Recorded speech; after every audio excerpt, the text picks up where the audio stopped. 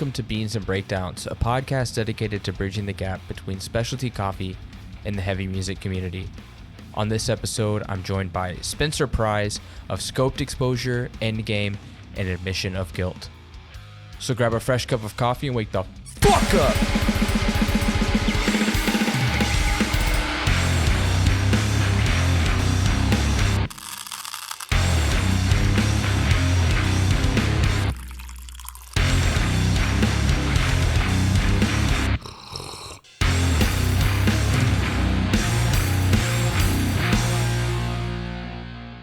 What's going on, Caffeinated crew? You know, they say not to meet your heroes, and they say that not all heroes wear capes.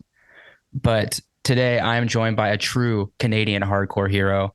You know him as Scoped Exposure. I know him also as Scoped Exposure. Spencer, how are you doing this afternoon? Afternoon, depending where you're listening in the world. Very, very nice intro by you to even consider me a hero or that I wear some kind of cape. I will say all heroes drink bevs, so I will add to that intro for you. But I really appreciate you having me on, and I'm very excited to do this. I feel like this is Canadian podcast union of east to west, so to speak. Yes. Even though I'm in the eastern part right now, so. If you could take like a hand with like a fleur-de-lis or something, and then you take another hand with something from Winnipeg and you make the handshake tattoo, that's kind of where we are today. Mm-hmm. Unity. Unity. This is, the US has America's hardcore. They have like their comp and everything. This is the start. Canada's hardcore. Mm-hmm. People don't know how hard we go. We have free healthcare. Yes. So, which I don't think that people really recognize. I feel like some mosh mutants do realize that, but like maybe it's a backwards thing where it's like almost more enticing to get a little dangerous when you realize that you could be paying $1,000 medical bill at the end of the night. But who knows? Not for me to say. Go into major debt with that medical bill. Very much so. Very much so. Well, let's start this off right. We're going to talk about some coffee. What are you drinking on your side?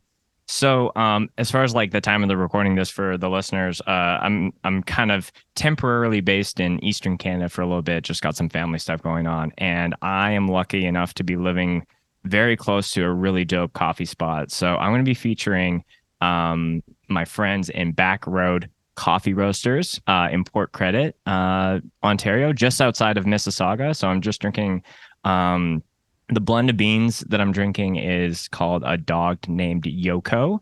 It's kind of like it's got orange blossom, honey, lychee. Like it's based in Brazil and Ethiopia, and it's just really, really smooth. I was like, I'm doing a music and coffee podcast, and they were like, look no further. Nice. And as always, not coffee related, but I always have to have an LD on me at all times. So always. Yes. Is it just your standard basic Liquid Death? Yeah, just the white can. Now that I'm in Eastern Canada for a little bit, I have some hookups to some people who are gonna hook me up with some more of the flavored stuff. Because I would only get to have that when I would be going down to the States for shows or for filming. But now that it's literally close to home, it's really exciting. So yeah, but just the still water today. Man, I wish we could feel the love from Liquid Death over in Quebec and Montreal. We have no Liquid Death. We have zero. We have no flavors. I gotta send an email. Send an email. Loop me in on that and be like, I got you a rep in Montreal. He's gonna open up the French-speaking North American market for you. Yes. Yeah, but you'll have to put it like more liquid. Oh yeah, you do the Google Translate. Yeah, I got you. Run everything on the label through Google Translate. Yes, that'll be the good one. Very sick. I went and got. There's a lot of roasters in Montreal, a lot of great roasters, but I wanted something funky, something fresh, and I love the guys at Traffic. They make sick looking bags. Very funky and very fresh. Very funky. I'm vibing with it. The coffees are equally funky. It's like insane. So this one is called Guapacha. It is their Colombian and spontaneous fermentation. Whoa. This is the first spontaneous fermented coffee to my knowledge. I think maybe there's another process I've tried before. But this is the first time I've tried a Colombian with that process. Not sure what it means. Didn't do any diving on it beforehand. So if anybody wants to send me a message and be like, this is what it is, you ignorant slut, then let me know and we'll be good. But tasting it's really, really nice. It's got some strawberry, papaya, and watermelon. It's very fruity. Very fruity. Very summery. Yeah. What's your mug check? Tell me, I know that you do an audio podcast, but if it to visually describe it.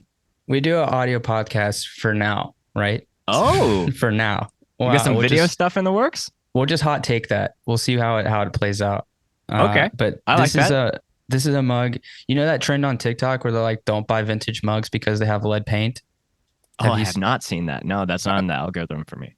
Okay. Well, in my nerdy coffee science algorithm, it's vintage mugs have lead paint. So be careful. And you should get like a lead testing kit, I guess, if you use a lot of vintage mugs. Anyway, this one is from 97, according to the person 99, who scribbled it on the back. I bought this at a Goodwill for $1 like 10 years ago. Dude. But it's got serving a fish you on well, it looks like. Yeah. Yeah. I like that. I just love the shape, the feeling. It's very aesthetically pleasing. Mm-hmm. It's not like a straight, it's got like some bevels to it, so it kind of fits your hand nicely. I dig that. Like, look at this is great for an audio only medium, but like, look at the, maybe I'll post a picture of it on the story. Are those thumbprints? No, that's like in the building of the mug, the handle. No, yeah, and that's what I mean, where you can kind of rest holds. That's amazing. The ingenuity of that. I feel like Cinderella when I got this mug. My thumb fits perfectly. It's a perfect fit. Yeah. That's so do you have a preferred like mug shape or do you have like a cup that you always go to, and when your cup's not there, you're like, where the fuck is my cup? That's a question I've never been asked before. And it's funny because we only brought a few of our mugs when we kind of packed our shit up. But and I'm just drinking out of like the paper cup from the coffee shop. But there's a few band mugs that I've picked up in my time. So it's like I have a Karma, shout out to Chicago Hardcore. I got a mug from them. Backroads, the coffee place I'm having that I'm drinking from, I bought one of their enamel mugs. That's definitely a go-to. It kind of depends if you're like, I got to get like the really large amount of coffee versus like I want my little Americano size shape. But yeah, I'm not too particular, but there's definitely bottom of the barrel mugs that I'm glad that we didn't pack when we were moving out here. So yeah, if they get lost, like nobody's upset about it. It was time. Yeah. Or if they were broken, it's like, nah, throw that shit away. Yeah. Compost it or something. I don't know how you recycle ceramic, but I don't think you can, but yeah, that's a whole tangent. That's not even what this podcast is about. I'm also just drinking water because I always drink water with coffee. I haven't graduated to European standards, so it's just still not sparkling. Got you. Yeah. We're kind of, same but different. You're wearing a black hat. I'm wearing a black toque. We're both wearing black hoodies. We're both wearing black. Oh, I thought mine was a closed casket band too, but it's not. It's YOTK. Yeah. They're not. No, they're not. No. But yeah. Black hat, black hoodie, beard, half beard thing. AirPods, headphones, similar mics. So how much of your soul did you sell to Liquid Death to get pallets of that beverage? Well, the real answer is 0, but the lore behind it is, I have been a fan of them for a long ass time. And then I think I heard their CEO on Finn McKenty's podcast, and I was like, oh, okay. So I kind of like learned a little bit about, the beverage, world and like how they started. And I reached out and, I didn't get Mike, but they were like, Sticks, who's their VP of marketing and lifestyle, reached out to me. So had him on the podcast, which is, was an interest. There's definitely some huge undeniable connection points between punk and Liquid Death for sure. Like it's embedded in their branding. Mhm. And as far as like who they're sponsoring and hooking people up with. But had him on the podcast, had him on another podcast that I was working for. And then just over time, like he would hit me up like, I need to get rid of this product that like nothing's wrong with it, but like it was labeled incorrectly. Like, and I'm like, yeah, okay. And then he's like, how many pallets can you take? And I'm like, never had a pallet shipped to me before. So I just said two. And I got one shipped to me out in Calgary and then one in my parents' place where I'm based right now. And it was like, oh, that's like 140 cases. Like, it's crazy. So there's definitely a lot of antics last year with like, when we had all the Liquid Death out here in Ontario, and Endgame was playing shows and me bringing 60 to 70 cases to our Hamilton show and people walking out with 3 cases each and, just all this hilarious stuff. And everyone always comes up to me and thinks that you're like, oh, are you officially sponsored? It's like, I say that I'm unofficially sponsored by them because of, the amount that I can get seemingly on a dime. But also, respecting their process as far as like, they're very particular about where they're actually stamping their logo on. And Right. like, scoped exposure is like such a small thing in the vastness of them sponsoring fucking Tony Hawk and, Yeah. working with Steve-O or whatever. So I'm looking at it like I'm playing the long game to eventually get something. But it's I know that if I rode for any other water company or sparkling water company, I could get it. But to me, this is like a match made in heaven. So who knows? Fast forward to 5 years from now, maybe I'm announcing that, but we'll see. Scoped 10. We're going to manifest it. Scoped 10 officially sponsored by Liquid Death. You heard it here. Yeah, you heard it here 4 years prior. So yeah, time capsule that shit. We'll open it up at dude, if that happens, you will be the first person to know about it. So. Just like a message, bro. No, it's just going to be the logo and ours beside each other. Yes, with like an X or something. Kind of make it hard. Yes. Once that X goes up, something's happening. It's not just the two. It's 2 in 1. They're holding hands. Yes. That's awesome. I knew that you weren't like necessarily officially, but I like the lore behind how I think at one point you like just said like Liquid Death sponsor me. And then like the next week or 2 weeks later, it was like, you've got a pallet of Liquid Death in your fucking house. It was like, he manifested it. He called it. Yeah.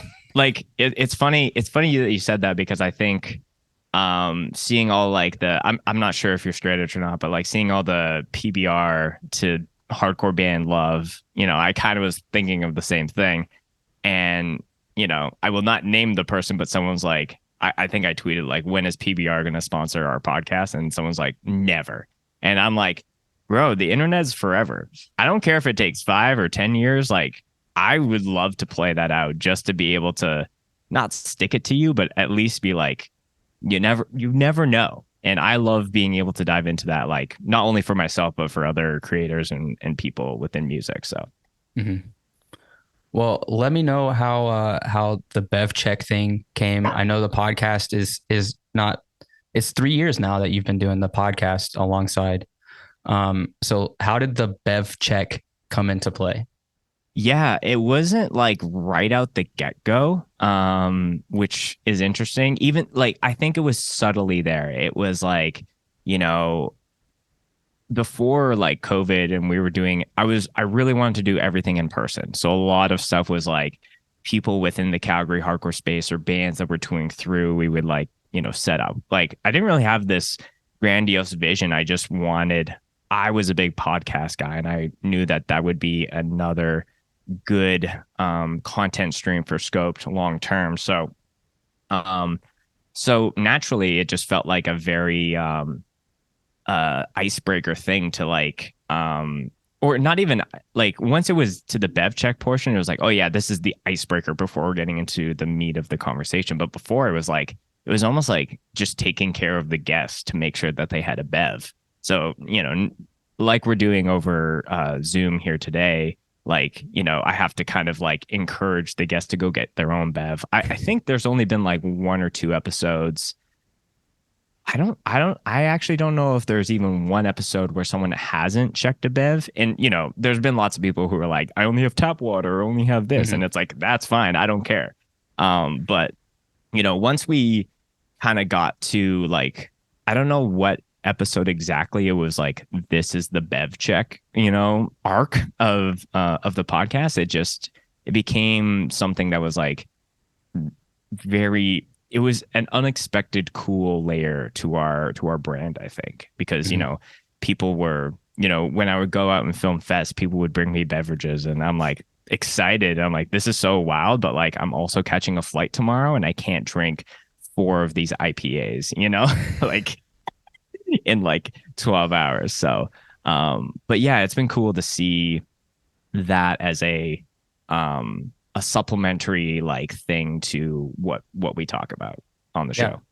It's like becomes a brand. Like, you've got the bev check. Hardlore has like the friend of the show or whatever, like I feel like Hardlore's more like, what's your McDonald's order? That's like their that's thing. becoming, and then haunt lore is becoming like, I think, a big thing where like people, there's sayings from that now where it's like, it's giving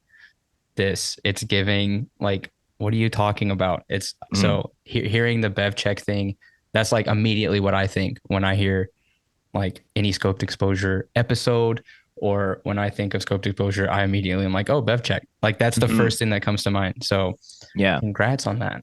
Thanks. It's funny because the guy that has the Instagram handle bev check, he was like tour managing for Power Trip like way back in the day, and he was like taking all these submissions from other people, and that's how I kind of like got into this.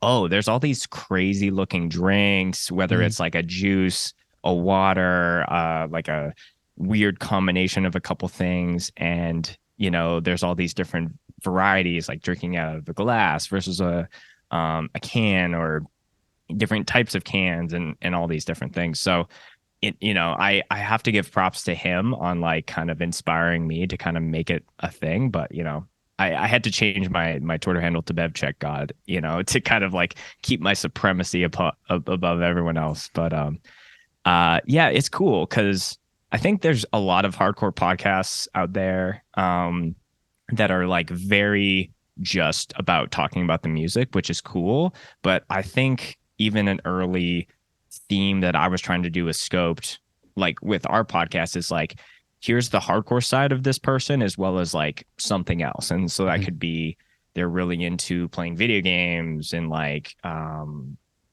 Resident Evil or whatever. And then there's another person that's like really into sports. There's someone that like runs full time. There's really athletic. Like I wanted to try to like bridge those worlds to kind of destigmatize a lot of those things. And then like that feels like very natural for me to bring up at this point with talking with anyone. But the bev check was like a nice little way to kind of like, show my weird interest with like different things that I find at the store, as well as people that are like wanting to shout out their favorite local coffee shops or different things. So it's been cool. It's been a cool evolution of the show, and definitely going to continue because like, drink a bev every day. So why not do it every day? Drink a bev, check a bev, drink a bev, or you'll die. Literally, you will die if you do not bev check. So you literally will perish. Yes. Yeah. Well, that's I love that. That's like literally becoming like its own lore, its own kind of brand. So I can't wait to see how one day there's like this whole line of scoped exposure, bev check sodas. Or, I know that you're a seltzer guy, right? You like the seltzers, don't you? Mm-hmm. So correct. You got non-alcoholic and even spiked seltzers. Come on, dude.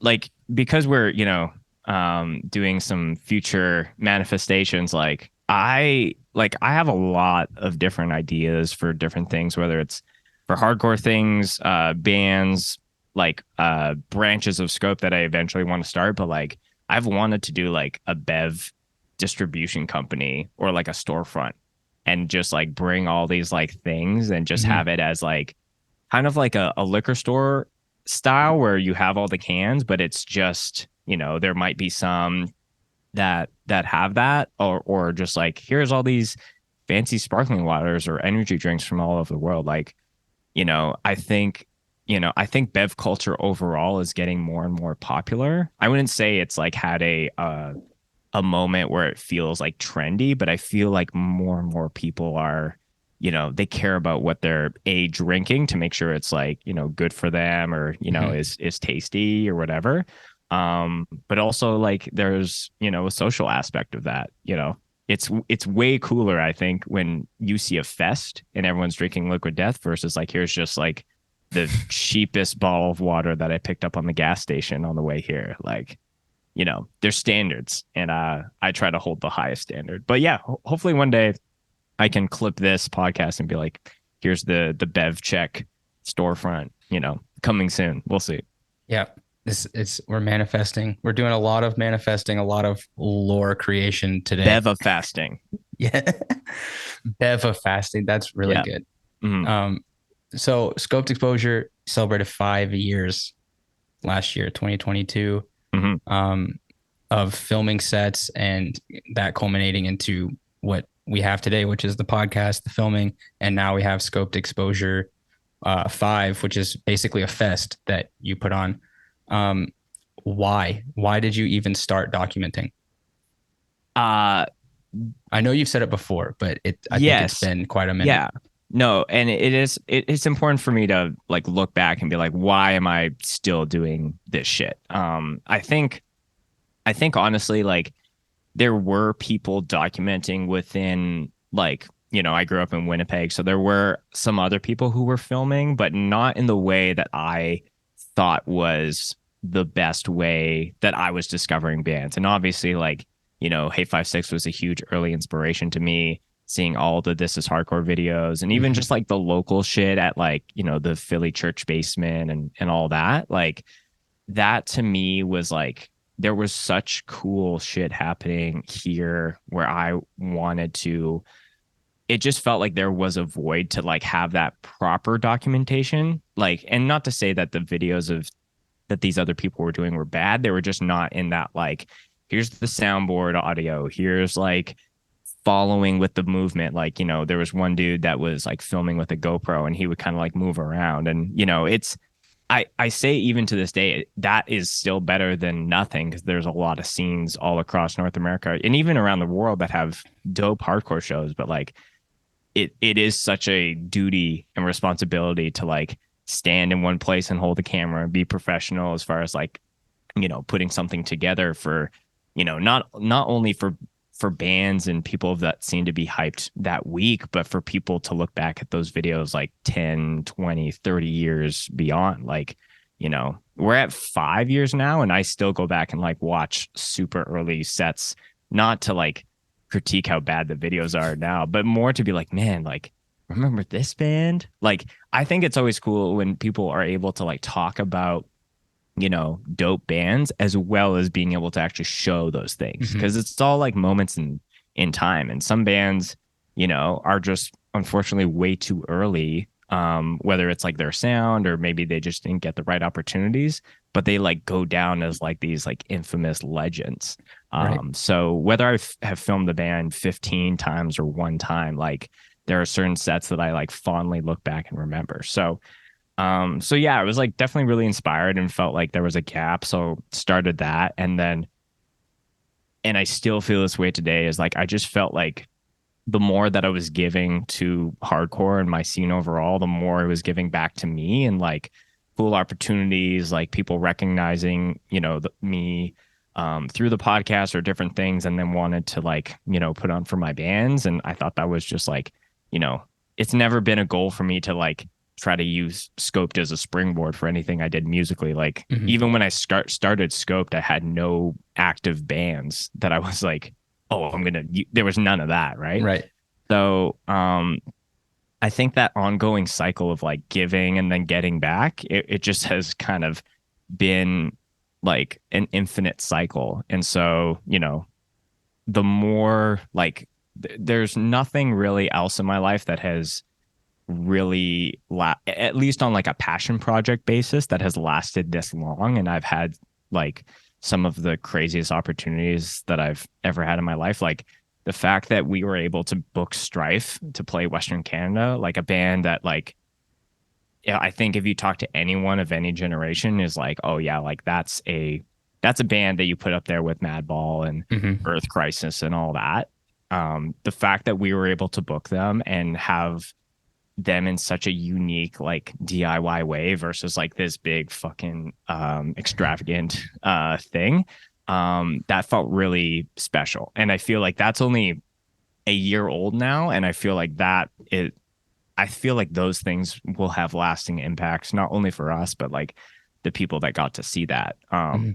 So yeah, like I think the why of why I keep doing it is just because there's there's an invaluable need that I find. And I've alluded a couple times, but being out here in Eastern Canada now, it's like I've only gotten to two shows at this point, but it's like people like the excitement that people have, like knowing that I'm in the room and that I can like document their bands or their scene, and that's anywhere from Toronto to London, is really cool, and that feels very special. And there's just a responsibility for me to like keep going with that versus like, getting bitter and upset with how things are going and just hanging it up. Like I honestly I don't want to hang it up unless I like physically can't Hmm. film anymore. I feel like it is very admirable because being somebody that is also trying to put content out consistently and do things to support you know hardcore in general, but also hardcore from Eastern Canada and the Montreal area. Um, like it can be draining. It can be extremely tiresome, especially the amount of work that you do because you're also doing videos, documenting sets. You're going to so many shows and putting out episodes multiple times a week. Usually, it's a lot. So I do find it extremely like inspiring the amount of work that you put in, just consistently doing things because I know that it's hard. It's just the amount of that I do is difficult. So I really do hope um, I hope that you're able to continue what you're doing and that you're not just putting it out there into the ether, but that you continue to see, some things coming back because I think that you deserve it. People who do what you do deserve that. I appreciate that, man. And like, yeah, like I am someone that it's very easy to get in my own head about like, because I have lots of sets that I still need to edit. I have stuff from like 2022. I have stuff Mm-hmm. from even 2021. And, if I'm being completely honest, I feel like 2022 was kind of like the year that I think I got a little over my skis as far as like how much was happening. Right. And and, 5 years of anything, it was like, wow, like, we've been around the block and back. But I think last year really taught me that it's like Scoped this isn't just a passion project anymore for me. This is like something that I really believe in and can be something like, it's almost like I've been telling some people now, it's like Scoped is just like a small niche music media team. So, I eventually would love to have an arsenal of people who like to document or like to do different things where, maybe I can't get out to their show or their fest, but I can send my team and they're fully trained up to be able to, film it in the scoped way. And that was kind of like something that I had a bit, not an identity crisis, but like naturally, like, people would, say I was like the Canadian Hate 56, which is a huge compliment in and out of its own. Right. But I think I was like feeling like I had to do everything that he was doing. And Sonny, like, I would consider him a friend. Like we chat all the time as far as like the different things that we're up to. I've had him on the podcast before, and I came to a realization. It was like I just have to be able to like do my own thing, and people will either like people will either get that or they'll just whatever. So, Mm-hmm. um, so yeah, just like I want to be able to like take. I'm really trying to take scope seriously in this next year to come, as far as like processes, like organization, like all like the boring side of like doing anything creative, because it's just at a scale now where it's like so necessary for us to like really, be the force that I believe that we can be, not only for like Western Canada, but I think like, worldwide hardcore, because like it's not out of the realm of possibility now for us to be hit up to film a fest in a country, like a different country or a different continent now. So yeah, there's a lot of things now that I'm like really trying to like do some back end work and kind of do the more boring, not like boss things when it comes to this creative venture, but like trying to have it more in line for us to like have a plan and be able to execute that properly. But also have it in a like an organic and DIY way, because, like the whole goal is to not make it seem like a huge production. I just want it to be like produced at a way that's like way higher and way better than it's ever been before. Well, it's easier to correct a small ship, not to say that Scoped is small by any means, but a small ship than to correct a much larger ship. So True. It's cool that you're taking the time now to get those things in line. Cause I will say later on, like waiting till you're in the middle, you're in the thick of it to be like, oh shit, we don't have a process for this, is you can't go back. So yeah, right. it's good that you're taking that time. Yeah. And it's such a two sides of a sword, right? Like I feel like I am someone that almost like has a mindset of like, I would rather like figure it out and like do it and just be able to have the wheels turning versus like sitting on something and trying to figure something out for 6 months and then doing the first thing.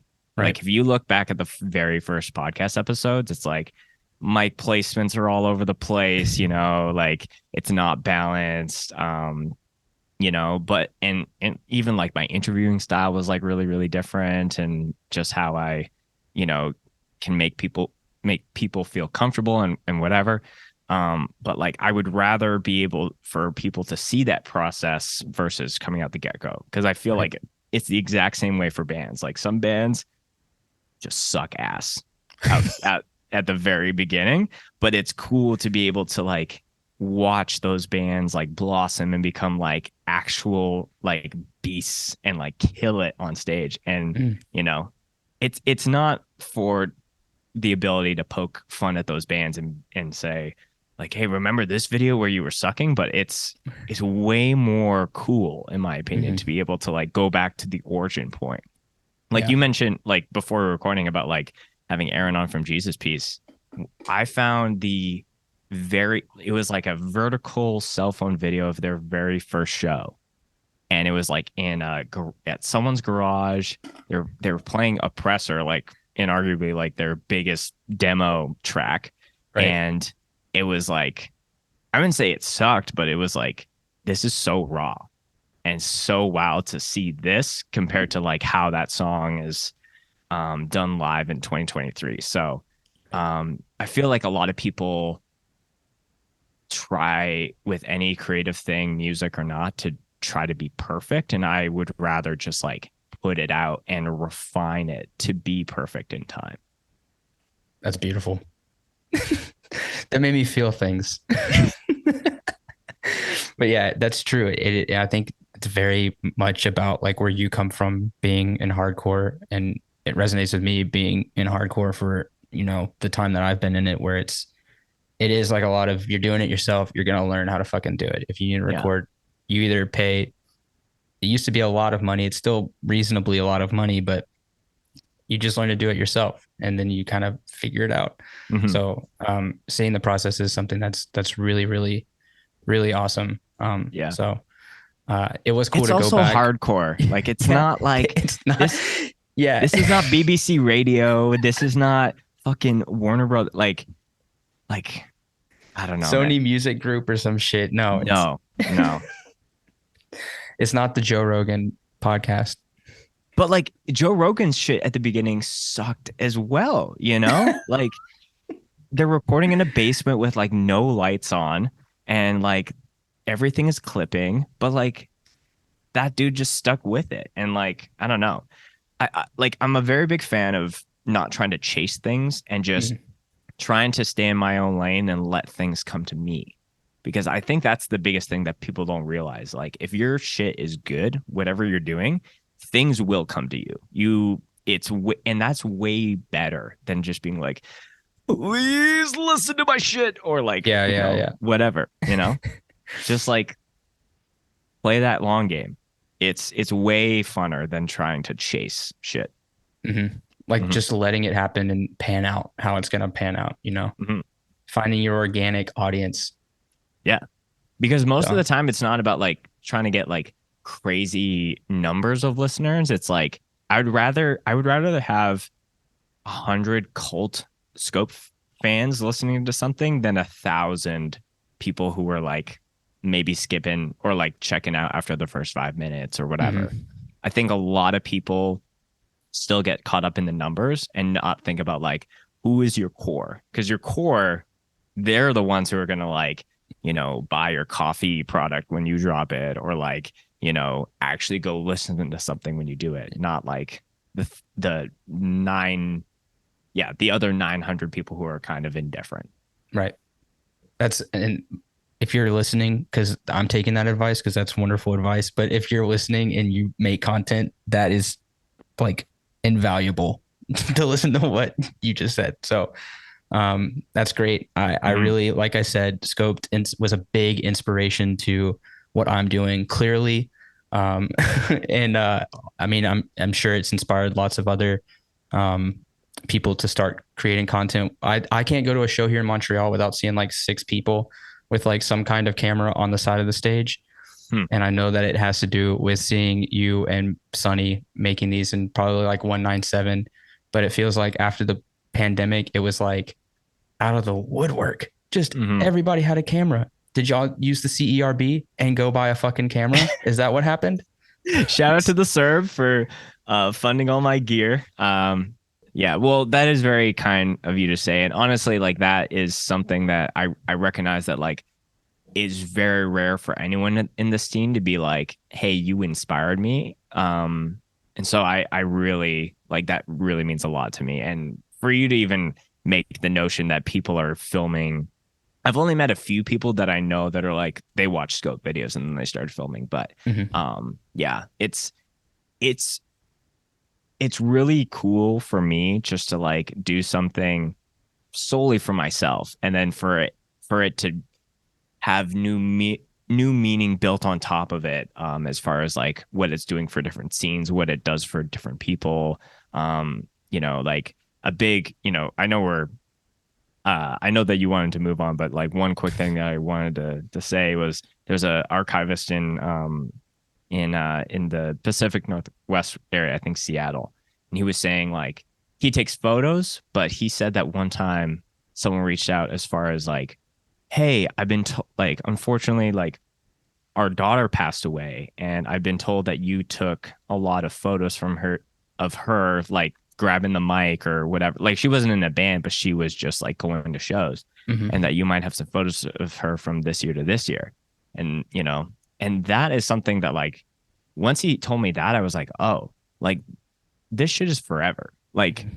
all the bands that like I'm filming now that are going to be long gone in like 10 years, like it's going to be like the fact that people can go and relive those moments, and it has a like a crazy amount of like when I'm filming stuff, like I'm like laser focused. Like there's some times where it's like when I was filming the speed show, like it was just like, oh, let me just like empty out this water bottle like during the last like just like funny shit like that. But like I would say 95 to 99% of the time I'm laser focused on trying to catch every moment, making sure everyone gets their thing captured, whether it's Mm-hmm. like a guest spot, a punk jump, a stage dive.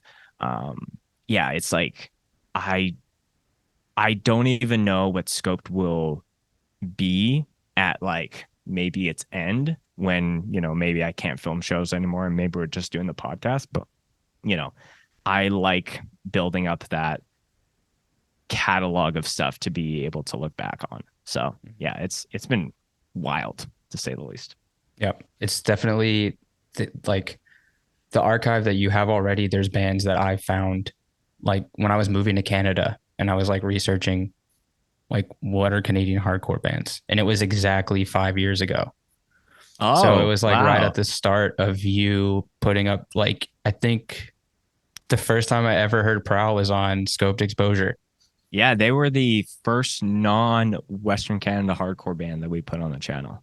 I was talking to Max about that when we played with them a few weeks ago, and it was like surreal to be like, remember when it's like, oh, this is the French band on the fest, and they had a crazy set, and still to this day, I think they're one of Canadians' best bands right now. Yeah, And I feel they're like with this new record, they're finally getting their long overdue praises. So yeah, agreed. shout out to the Proud guys. Love those Also dudes. one of the best bands to see live. Agreed. No contest. So good. We. Yeah, we may we. Well, that's great. You're known for holding a camera. It's obvious. We just spent 30 minutes talking about you and Scoped. You're also known for moshing in Crocs, which is maybe another thing we'll talk about.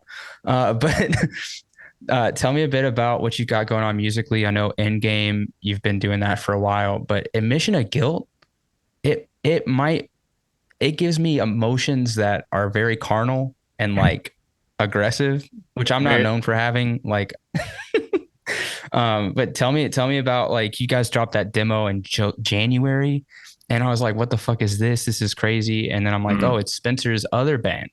mm. So how did that come about, and who did y'all record that demo with? Yeah. So we'll start with a mission, and then I'll do some beans and breakdowns exclusive news as Oh, far as Endgame goes. So Admission of Guilt, honestly, I've wanted to start a beatdown band for a long, long time. And I have a lot of shit going on. So it's like I had a mental thing in my mind where it's like I can only play in one band. Like I have so much on the go with like scoped and like personal shit going on. So it's like one and done for the bands. And Endgame has been in a transitionary point. Which I'll like uh, share more on in a second here. But um, there was a moment for Hold Your Ground last year in 2022 where we were flying and traveling to the fest with members of Set Straight because they were playing the pre-show. mm-hmm. And Set Straight, for the listeners who don't know, very young band from Calgary. Majority of the kids when they started the band were still in high school. And they just like, came out of the woodwork. Like it made me look like a fool off of any band that I would have started in high school. Like it was just like, oh, you actually have riffs and it sounds dope. And people are like moshing to your shit.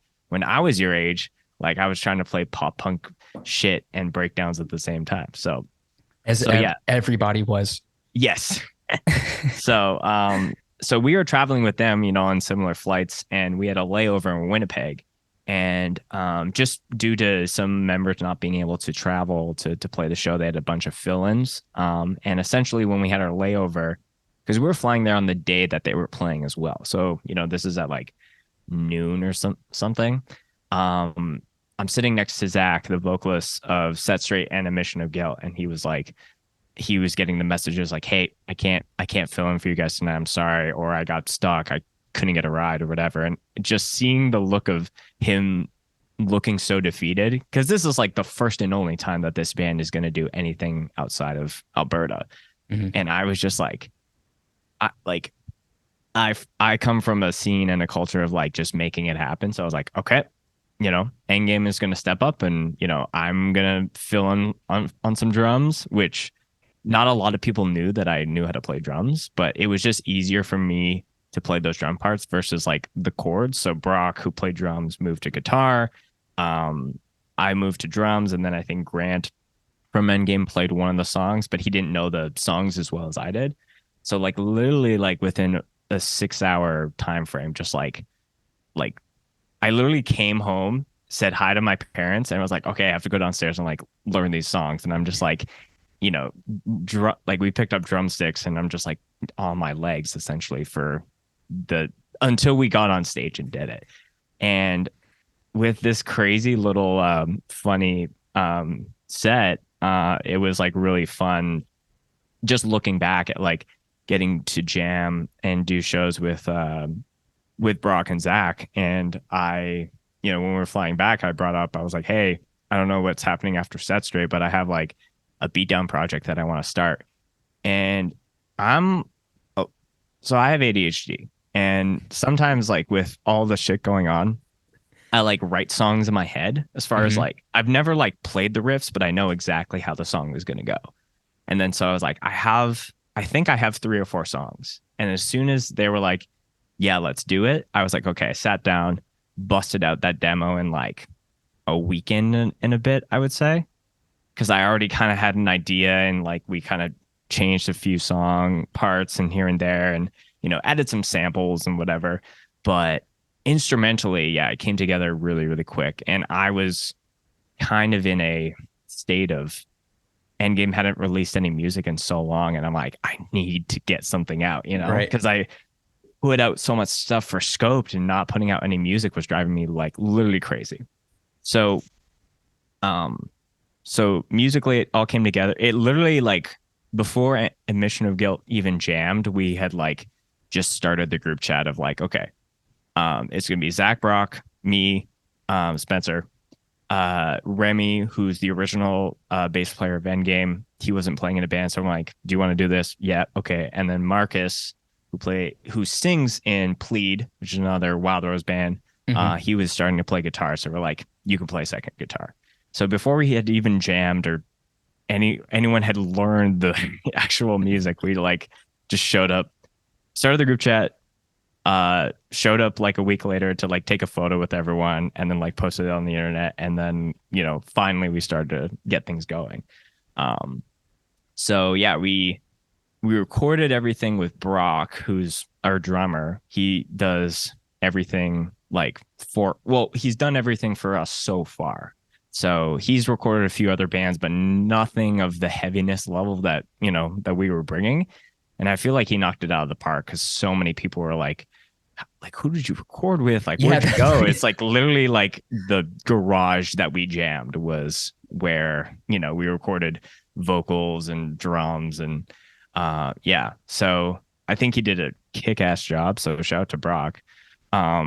And yeah, we put it out January 3rd. So just kind of like kickstarted the year, and it's been wild to see the amount of people that are like excited about it. Like, at least in Western Canada, there's not a lot of beatdown. Like, there was a band from out my way called Slumlord that was like really popping for a while. And then I guess on the eastern side of Canada, you had bands like Sedition who were like really flying that flag. So yeah, I felt like it's funny that as soon as Admission started, I know like Spirit of Vengeance also started. So we kind of had this like unspoken like brotherhood between both bands. Right. And I keep saying it now because I want it to happen, but I think there's probably going to be a Admission of Guilt SOV rock block for Hold Your Ground this year. At least I'm just saying it's going to happen, and if it doesn't, I'm going to be very pissed off. But to see 2 bands from both sides of the country just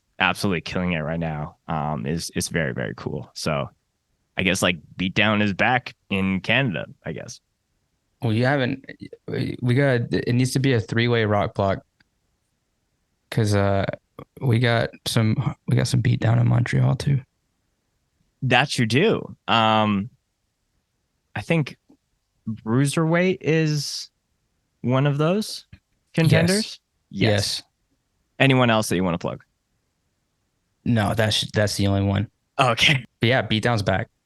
Beatdown is back. I was like, it would be really funny to do like a Make Beatdown Great Again, like red hat, but I was like, there's no way that would fly. So we could do it in Canada though. In the States it'd be, and it'd be, here it's like Canadians love making fun of Americans. When you see that style of hat, even in Canada, you're like, oh, you just want to live in the States.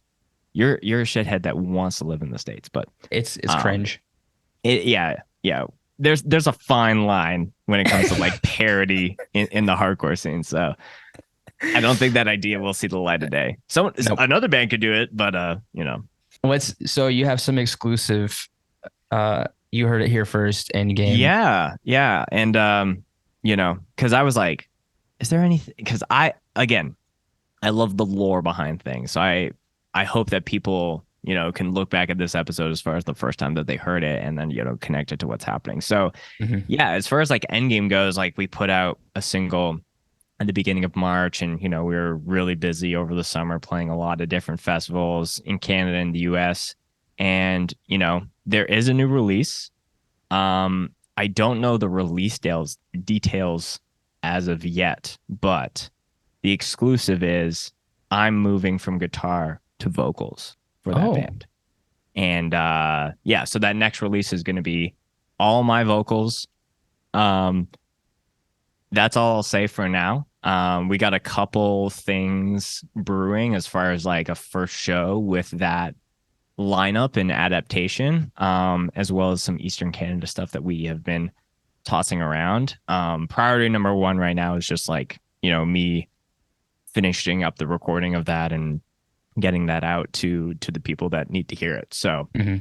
that's the little fun exclusive shit for people that are listening. So Well, if if you if weren't people tired of my voice via the podcast, get ready to get annoyed of me yelling at you. So yes, that's how I feel too. It's like if you want more of this, me just shit talking you on stage, I have a podcast. You can go listen to it. It's like hours and hours of me saying bullshit. So I'm glad that we got some exclusive. We got some lore. If people didn't listen to it before they hear the new thing, then that's on you. that Um, is on you. Yeah. yeah, because we're out here. We're trying to do shit, and we're doing shit for you. Hmm. Well, that's awesome. Like I said, I can't wait to see Admission of Guilt. Like, y'all are you playing Hold Your Ground? Yeah. So we're playing, I can't remember which day that we're playing, but yeah, we're playing Hold Your Ground, trying to see if we can set up a show on the Sunday while we're in town, probably like a Hamilton Steel City thing potentially. That would be dope. So be on the lookout for that. But yeah, we're probably going to have some new music for Admission to Guild before that show as well. Probably like a 3-song kind of thing. So yeah, we're just yeah, trying to continue to cook, as they say. Let it stew. Yeah, we're everything's in the crock pot right now. Just you wait. Wait, when you pick that beef up out of that pot, you want the bone to just slip on out. Right. So I'm excited to hear new shit from both. Excited to see you as a vocalist. I feel like that's something that's needed to happen for a while. Uh, I not think for so. Endgame specifically, but just seeing you in a vocalist position. Yeah, like I've never fronted a band, but I've like always felt like I'm a main songwriter for most of my projects that I'm in. And I honestly think that if there was any band or any specific project for me to step into that role, Endgame to me feels like it makes the most sense. Mm-hmm. Because honestly, like, you know, I started Endgame with like the littlest of expectations because at that point I was like in my later points of my 20s and I thought I kind of missed that golden time of what it means to be in like a hype band that can go out and do cool opportunities. But I think through what we've been able to do and how people have, recognized us, it's been me realizing like, oh, this shit can continue into my 30s for sure. So, maybe it's not like we're not going to be road dogs, but I almost don't want to be a road dog. I would love to go on tour, but I'm also self-aware enough to be like, I can do like a week to 2 weeks, and that's good for a stint of time. And then I can go back and take care of the other stuff in my life. But like, it's crazy to see bands like who are touring 300 days of the year. And then I'm like, oh, right. They're like in their lower 20s. That Mm-hmm. makes sense. But bands that are doing that in their 30s, but they're like not they're almost like at a level where it's like, you shouldn't be doing that in your 30s because, you got other shit going on or your band sucks. I don't know. Like, Your band so sucks. Yeah, I feel you. Weekenders and one-offs. Weekenders and one-offs is a vibe. Tsunami set the bar. Tsunami set the bar, but at the same time, it's like a band like that was supposed to be like, we're gonna play 3 shows and break up, to be able to do like a full US and sell out every single show. Like that shit is so awesome. Yeah. But like that was not forced by them at the get-go. That was Nope. something that the people demanded. And that goes back to what we were talking about, like doing something that, you know, that creates a core audience and then have those opportunities and those things will come to you. Like that's what I want for Endgame. I don't care about Endgame being the biggest band of, of the world or Canada or Western Canada or anything. I just want us to be a band that rides for Western Canada and continues to like play dope shows around the world where we can. And Mhm. whether that takes us outside of our continent, that's cool, but it's also not something that I need to feel accomplished, you know? Amen. Amen. Amen, brother. Well, Spencer, this has been super fun. I'm really happy that we finally got the chance. This is long overdue, I but agree. it was great to get to hang out. I just have one last question for you before we go. Cool. Yeah. What's up? What's your favorite city for beans and breakdowns? Favorite city for beans and break. So it needs to be a combination between coffee and heavy music. Yeah. Ooh, interesting. Um, is this an ongoing question that you Yeah, ask? it's like every episode. Okay, so this is like how I asked someone to end on a mosh. Sorry, this is yours. Exactly. Okay. Yes. So Okay. So now I didn't take it from you at all. no. Um, favorite city for, okay. I'm really trying to think critically here because there's a lot of great coffee and there's a lot of great bands, but I'm trying to have that net as far as options. Um, Don't and there's a overthink it. Just whatever is in your spirit. Let it out. okay, so I'm gonna shout out my hometown, Winnipeg, Manitoba, because I feel like the coffee scene in Winnipeg obviously doesn't have the numbers of like a Toronto or a Vancouver, but I feel like it has some of the best like roasteries and like one-off coffee shops that I've seen in all the places in Canada that I've been to. Um, and again, not to say that like the bigger cities don't have those. It's just the ratios of that with like shittier cafes or coffee shops. So, Right.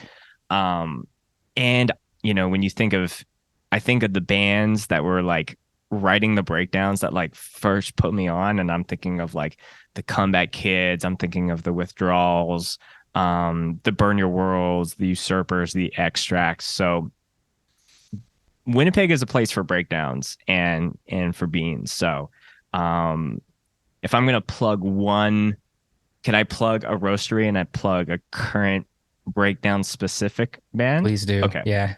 I will shout out. I'm gonna shout out Little Sister. I actually have one sec. I gotta grab the beat. Okay. Oh, he's got more beans. Oh yes, of course. So Little Sister, coffee.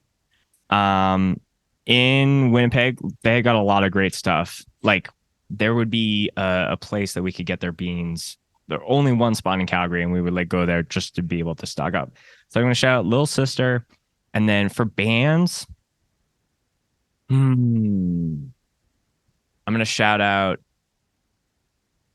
They're not a band anymore, but I think Burn Your World was like no. Sorry, shout out to Burn Your World, but I'm gonna shout out Yet Sahara. Yet Sahara was a band that only played locally in Winnipeg, but like I honestly feel like if they were coming out post COVID or like, maybe drop their demo during lockdown, they would be huge. Hmm. Like vocal style, um, like guitar work, Super, super good. So if you're a Winnipeg or a person that's like, what, that's the weirdest sounding band name ever, go check out Yetzahara on Bandcamp. It's YETZER space HARA. Thanks for the spelling too, because I was gonna ask. Yeah, like how the fuck am I gonna spell that? I don't even know how to find that. Well, that's sick. I love bands that do like the local legend shit is sick. I remember growing up in those bands where this was like before, people took videos of shows and we filmed it on a flip phone or whatever. Yeah. And there was always those bands where it was like, have you seen this band live? And they only play Savannah. It's like, what? Right. But they're huge. So yeah, right. I miss that. I miss those times. Mm-hmm. Yeah. It's really cool to be local to a lot of shit, but it's also cool when you see those bands go out and grow and play other opportunities. But if I could say one other thing, it's like a lot of people who document that I was looking up to, like Sonny, who was in Philadelphia, was so close to New York, and all those like where there's tons of poppin' bands. Look at someone like Steven from 197 being in Southern California and getting to capture all of that scene and all that. And, there's definitely a part of me that was like, well, what's our like big thing here in Canada, But it didn't, like, that thought was slowly snuffed out of, like, I think it's more about being able to showcase and bring attention to that and expose those bands to the rest of the world. And then you have bands that are popping up and playing all over now, like Prowl and like Stepping Stone and like Serration. Like it is really cool to like that. I started this thing not off of like, oh, there's this one band that's getting all this attention. It's like, I'm just going to make all these bands from my neck of the woods in people's feeds and on people's radars. So that still is something I think about. And, I don't think about only filming the hype bands. Like I want to give that equal love to everyone on every single show that I'm at. So, yeah, I tangented a little bit there, but Beans and Breakdowns, Winnipeg, Manitoba, dead center of Canada. Yes. Show some love. We had some comments thrown around about the prairies recently by another guest from Montreal. Okay. Which I won't bring up to you because they're not nice, but that person has been dealt with. No, I'm just kidding. All right. But yeah, shout out to the prairies. Shout out to Winnipeg, Calgary. There's some good stuff happening out there, as well as Eastern Canada. So just shout out to Canadian hardcore. Okay. Cause we're doing shit up here, and people in the States, I mean, real recognize real. Yeah. We don't have the size, but we got the quality. Mm-hmm. Pound for pound, I think we are doing more than a lot of scenes in the States. And I think it's finally getting to a point where people can't, like, I'm looking forward to the day where every single fest has, like, can't not put a Canadian band on their bill. Right now we're seeing like maybe one or maybe two, but I want to see every goddamn fest have a Canadian band on it. Maybe two, maybe five. Like, there's a lot of great shit up here, and I think there's enough bands who are now like taking the plunge to get the visas and all that kind of shit, and like, making it even possible. Because as you know, we have to work 10 times as hard as sucks. All American. It sucks, but I'm very excited for the future and and all the things where I'm able to play my part in making shit for Canada that much better. Well, there you have it. We're here for the Canadian scene, and we're bringing it to the US. So you better watch the fuck out. Yeah, bring it worldwide. Canadian hardcore worldwide. True. Well, thanks so much, Spencer. Hope you enjoy the rest of your Saturday. Yeah, thank you, buddy. It was a pleasure to talk to you. Take it easy.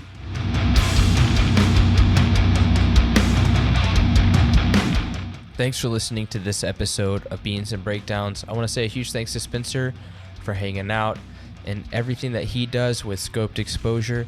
Be sure to check out Endgame and Admission of Guilt. Their music is up on all listening platforms. And if you haven't already, check out the Scoped Exposure podcast. You can also follow the channel Scoped Exposure on YouTube and check out tons of videos that he's done of bands from all over Canada and the US, so check that out. If you've enjoyed the podcast, please subscribe and leave a review.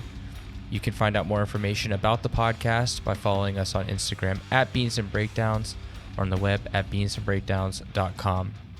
Until next week, be sure to stay caffeinated and wake the fuck up!